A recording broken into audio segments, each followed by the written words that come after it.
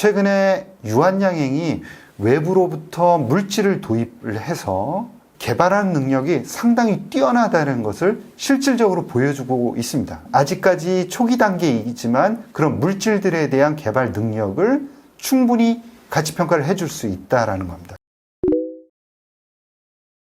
이번 시간에는 유한양행에 대해서 말씀을 드리겠습니다. 유한양행이 꾸준하게 이제 주가가 올라오면서 고민이 조금씩 생길 수밖에 없을 것 같습니다. 8월 달에 제약바이오에서는 가장 큰 올해의 이벤트다라고 말씀드릴 수 있는 유한양행의 신약 승인이 예정이 되어 있죠. 그 전에 주가는 조금씩 오르고 있습니다. 그래서 거의 9만 원까지 이제 한번 찍은 그런 상황이고요. 최근에는 8만 원 후반대에서 있습니다. 그래서 향후에 이 유한양행을 어떻게 가져갈지 그 부분에 대해서 조금 언급을 해보겠습니다. 유한양행을 이제 잘 모르시는 분들도 계실 것 같기 때문에 약간 이제 유한양행에 대한 설명 이런 것도 포함을 해서 지금 그 가지고 있는 약 물질이죠. A암이 병용 치료제에 대해서는 조금 더 소상하게 이런 식으로 말씀드리겠습니다. 유한양행이라는 회사는 1926년에 세워져서 62년도에 상장을 했습니다. 상당히 우리나라 제약바이오 업계를 함께 했다 이렇게 이제 말씀을 드릴 수 있고요. 오래전에 상장을 한 회사구나라고 말씀을 드릴 수 있습니다. 그리고 유한양행은 꽤 많은 관계사, 자회사들을 갖고 있습니다. 유한킴벌리라든가 유한화학 이런 회사들을 가지고 있고요. 나중에 밸류에이션 할 때도 이런 회사들을 다 묶어서 전체 밸류에이션을 하는 부분들도 있겠구나라는 부분들을 머릿속에 이제 염두를 해 두실 필요가 있습니다. 전체 신약 개발 쪽을 좀 빼고 기존 그 매출액만 보신다 그러면은 처방약 기준으로는 작년에 1,130억 정도. 전체 비중으로 본다 그러면 한 60%, 그 다음에 OTC, 비처방 약품이 한 10% 정도 차지하고 있고요. 그 다음에는 생산 쪽, 해외 쪽이 유한화학으로부터 발생하는 약품이 전체 비중을 보면 한 10% 정도 납니다. 그래서 전체적으로는 1조 8천억 정도의 매출을 올리고 있다라고 보시면 됩니다. 그래서 그 매출 성장 속도를 보면은 대개 한 4%, 5% 정도 꾸준하게 성장을 하고 있고요. 영업이익 측면을 보면은 한 400억에서 500억 정도를 왔다 갔다 하는 흐름입니다. 그래도 우리나라에서 중대형 제약사다라고 하는 회사들의 그런 성장성하고 그 다음에 영업이익을 여러분들이 보신다 그러면은 빅파마하고는 굉장히 큰 차이를 보이고 있다.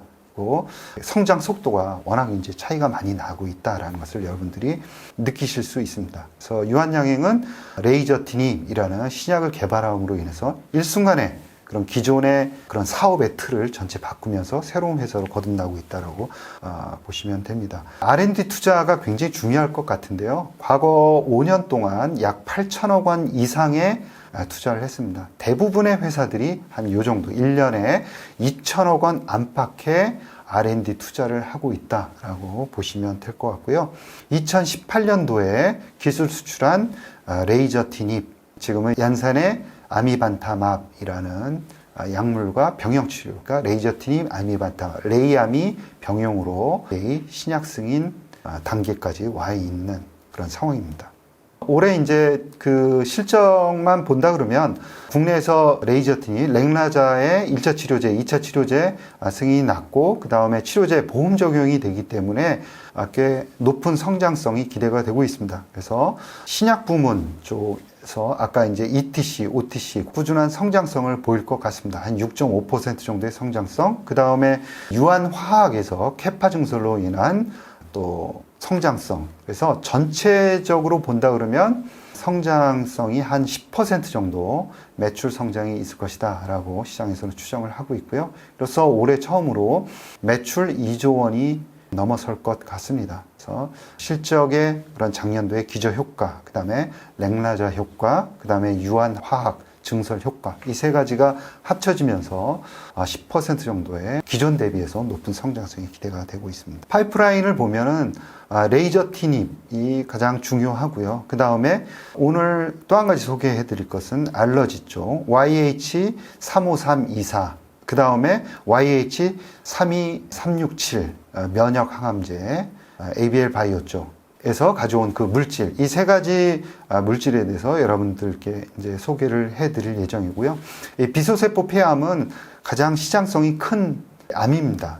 비소세포 폐암만 본다 그러면은 2026년도에 427억 원의 대단히 높은 큰 시장, 성장성이 13% 이상의 높은 성장성을 보이고 있는 시장입니다. 제일 매출액이 큰 그런 치료제는 타그리소이고요.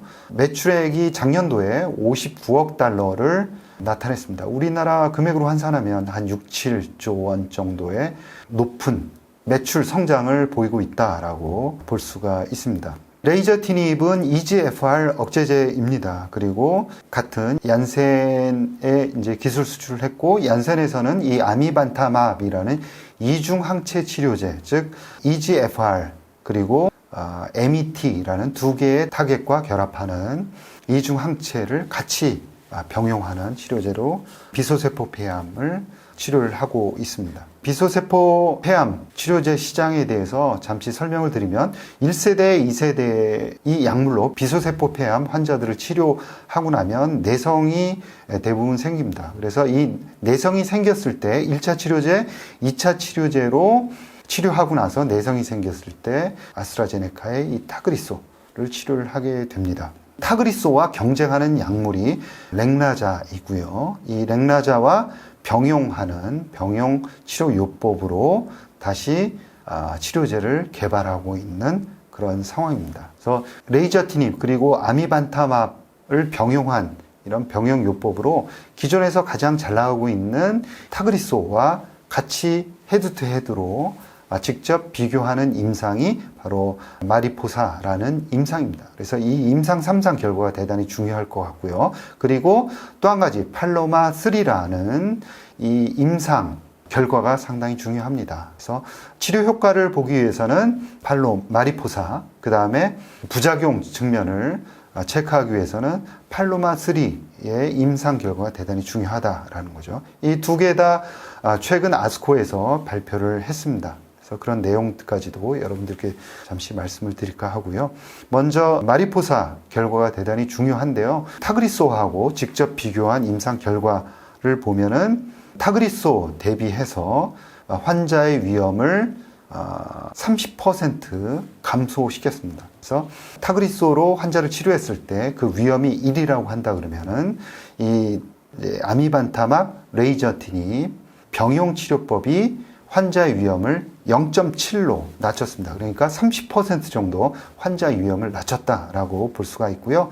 또 한 가지는 전체 생존 기간입니다. 전체 생존 기간도 이 병용 치료 요법이 더 우수한 것으로 나타났습니다. 그렇지만 정확한 그런 기간은 발표를 하지 않았고요.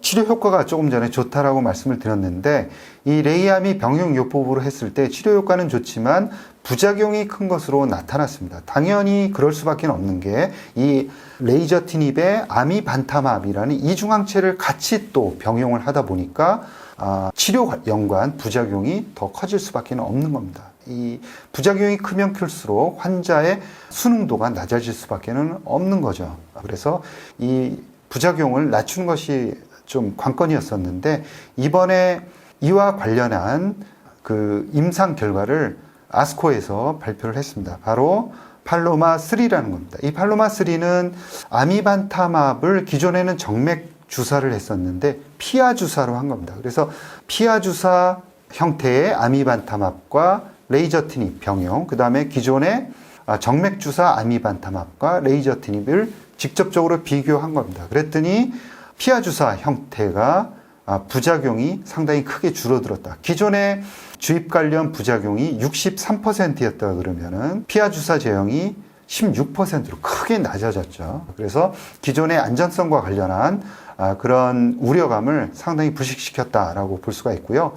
또 한 가지는 이런 부작용뿐만이 아니라 무진행 생존 기간, 그 다음에 전체 생존 기간까지도 크게 늘렸습니다. 따라서 이러한 우수한 치료 효과 때문에 베스트 오브 아스코라는 상을 받기도 했습니다. 이러한 결과가 발표됨에 따라서 애널리스트들의 치료제로 승인을 받고 나서 상업화할 때 점유율을 확대해가는 그 속도를 굉장히 빨리 할 수 있다라고 보다 긍정적인 이제 입장을 나타냄으로 인해서 타겟 프라이스를 조금씩 올렸다라고 볼 수가 있는 거죠. 그래서 SC 관련한 피하 주사 형태로 주사함으로 인해서 부작용과 치료 효과 이 두 가지 토끼를 다 잡았다라고 볼 수가 있습니다. 또 한 가지는 타그리소 대비해서 치료 효과가 굉장히 까다로운 그런 비소세포 폐암 환자들 그리고 희귀질환 비소세포 폐암 환자들에 대한 치료에서도 더욱더 긍정적인 효과를 나타냈기 때문에 이 병용 치료제에 이제 타겟하는 그런 치료 범위를 더욱더 확장시킬 수 있다. 긍정적인 그런 임상 결과를 또 발표를 했습니다. 그래서 전체적으로 보면은 아스코에서 발표한 치료 부작용과 관련한 그리고 치료 효능과 관련한 그런 전체적인 임상 결과가 상당히 긍정적으로 나와서 레이아미 병용이 향후 상업화됐을 때 예상 마켓시어라든가 또 피크 세일즈를 전체적으로 상향할 수 있는 조건이 갖추어졌다라고 애널리스트들은 평가를 하고 있습니다. 존슨앤존슨 즉 얀센의 모회사죠. 이 존슨앤존슨은 이 병용 치료제가 2030년에는 50억 달러 이상의 매출을 올릴 것이다 라고 기대를 하고 있습니다. 그래서 시장에서는 현재 애널리스트들 추정치를 보면 그 정도는 보지를 않고 있고요. 2030년에 원화로 환산해서 한 3조 원 이하 정도로 존슨앤존슨의 추정치의 반 정도밖에는 보지 않고 있다라는 것이고요. 최근 임상 결과가 잘 나옴으로 인해서 그러한 그 추정치를 조금씩 올리고 있는 그런 상황입니다. 그리고 또 한 가지 말씀드리고 싶은 것은 올해 이제 말에 발표될 것으로 예상이 되는 전체 생존 기간이 발표될 예정입니다. 따라서 그 숫자에 의해서 전체 MS라든가 그리고 이제 피크 세일즈에 도달하는 그런 속도라든가 이런 것들에 대한 추정이 조금 더 달라지지 않을까라는 생각을 해봅니다. 지금까지는 레이아미 병용에 대한 말씀을 드렸고요. 두 번째 이제 YH35324 이 부분은 그 알레르기성 천식이라든가 만성 두드러기 치료제로 개발하고 있는 임상 1상 단계의 물질입니다. 아직까지는 초기 단계의 물질인데 시장에서 이제 기대감이 굉장히 많고요. 경쟁 약물로는 블록버스터 졸레어를 이제 경쟁 약물로 생각하는 그런 물질입니다. 그래서 졸레어보다 더 좋은 임상 결과를 이제 임상 1상이지만 드러내면서 향후 성장 가능성에 대해서 높이 보고 있는 그런 물질이고요. 임상 파트 A는 지금 완료가 된 상황이고 파트 B가 이제 진행이 되고 있는 그런 상황입니다. 그래서 임상 1상은 아까 말씀드린 대로 파트 B가 진행이 되고 있는 상황이고요. 경쟁력으로서는 졸레어 대비해서 이뮤노글로불린 2의 더 높은 중화 능력을 보이고 있고 또 자강체에 대한 중화력, 그 다음에 CD23에 대한 결합 능력도 가지고 있는 것으로 보이고 있습니다. 따라서 충분히 경쟁력이 있다라는 평가를 받고 있고요. 15일간의 지속성까지 이제 갖추고 있다라는 점을 말씀을 드리겠습니다. 그 다음에 부작용 측면에 있어서도 임상 1상이기는 하지만 이 졸레어 대비해서 더 우수한 치료 부작용을 보이고 있습니다. 그래서 올해 말까지 임상 1비상을 완료를 하고 내년부터는 그 근거로 해서 다양한 적응증으로 확장을 해 나가겠다는 계획을 가지고 있고요. 일단 기술 수출에 대한 기대감이 상당히 높은 그런 상황입니다. 이렇게 이제 중요한 두 가지 물질에 대해서 말씀을 드렸고요. 정리를 해보면 이 레이저 티닙에 대한 가치 평가입니다. 그래서 환자 수라든가 다른 부분들은 이제 가격까지도 비슷비슷하게 이제 나와 있기 때문에 크게 달라질 부분들이 없습니다. 그러나 추정을 할 때 가장 중요한 것은 바로 시장 점유율이죠. 그래서 시장 점유율을 얼마나 빠른 속도로 점유를 해 나갈 것이냐, 아니면은 어느 정도의 이제 피크 세일즈를 추정을 하느냐, 이 두 가지가 가장 이제 중요할 것 같고요. 아까 말씀드린 대로 향후에 올해 이제 말에 그 발표될 것으로 예상되는 전체 생존 기간에 의해서 이런 부분들도 더 상향 조절될 가능성이 있다라는 겁니다. 그래서 지금 시장에서는 존슨앤존슨이 생각하는 거에 한 반 정도의 목표를 가지고 이제 밸류에이션을 하고 있는 상황이고요. 그런 가정을 해서 추정을 해 본다 그러면 전체적으로 레이저 티닙의 가정치는 한 2조 원 정도 남짓의 가치를 갖고 있다. 1차 치료제만. 그리고 2차 치료제는 그거의 한 20% 정도. 그래서 한 4천억 정도. 전체 합쳐서는 한 2조 5천억 원 정도의 가치를 평가를 해줄 수 있다라고 볼 수가 있습니다. 어떻게 보면 이제 최소 그런 밸류에이션이다라고 말씀을 드릴 수가 있고요. 기존에 있는 영업 가치도 우리가 계산을 할 수가 있겠죠. 시장에서는 한 4조 원대로 보고 있는 경우가 많습니다. 그런데 제가 볼 때는 한 3조 원대 중반 정도 이렇게 본다 그러면 한 3조 5천억 원. 그 다음에 아까 말씀드린 대로 최소 단위 레이저 티닙이 한 2조 5천억 원 이렇게 결합해 볼 수 있는 거고요. 또 한 가지는 아까 이제 알레르기 경쟁 약물 이 부분을 이제 가치 평가에 지금 넣어주고 있는 애널리스트들도 많습니다. 그런데 제가 볼 때는 보수적으로 본다 그러면 이제 기술 수출과 함께 가치를 또 평가를 해줄 수 있지 않나 그런 생각을 해 봅니다. 그리고 자회사들 가치 평가는 물론 이제 해줘야 되고요. 한 6천억 원 정도의 가치를 평가를 할 수 있겠습니다. 그래서 전체적으로 본다 그러면은 보수적으로 계산했을 때 약 주당 10만 원 정도 조금 못 되는 그런 평가를 해줄 수 있다라는 거고요.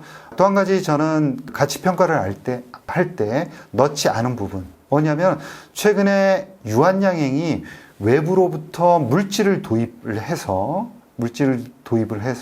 개발하는 능력이 상당히 뛰어나다는 것을 실질적으로 보여주고 있습니다. 그리고 최근에 TPD로 나아가는 것을 보면은 향후 이 바이오 트렌드를 굉장히 정확하게 그리고 빠른 속도로 잘 맞춰가고 있다라고 볼 수가 있습니다. 이런 부분들은 가치 평가를 할 때 어떻게 하냐면은 만약에 이 레이저 티닙이 8월 달에 신약 승인을 받는다 그러면 그렇게 신약을 개발하는 능력들, 그러니까 지금 알레르기 치료제라든가 또 면역 치료제 이런 부분들을 개발하고 있는데 이런 물질들의 가치 평가를 일순간에 해줄 수 있다라는 거죠. 그만한 능력, 가치를 만들어내는 그 능력이 있다라는 것을 보여줬기 때문에 이런 파이프라인들에 대한 아직까지 초기 단계이지만 그런 물질들에 대한 개발 능력을 충분히 가치 평가를 해줄 수 있다라는 겁니다. 그래서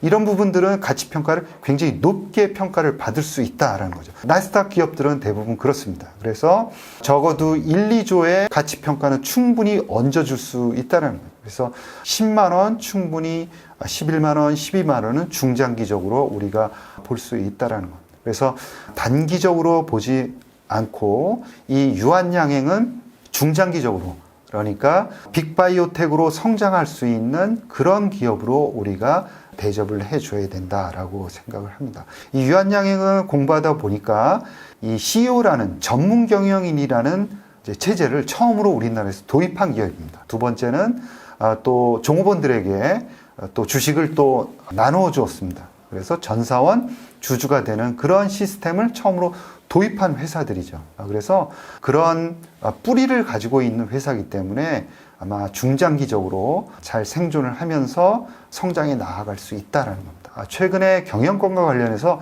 한미약품이 상당히 흔들리고 있습니다. 그래서 한미약품에는 유한양행의 이런 전문 경영인의 시스템을 조금 더 잘 눈여겨볼 필요가 있고 도입할 필요가 있지 않나 라고 제언까지 해보면서 유한양행에 대한 분석을 마치겠습니다. 여러분 경청해 주셔서 감사합니다.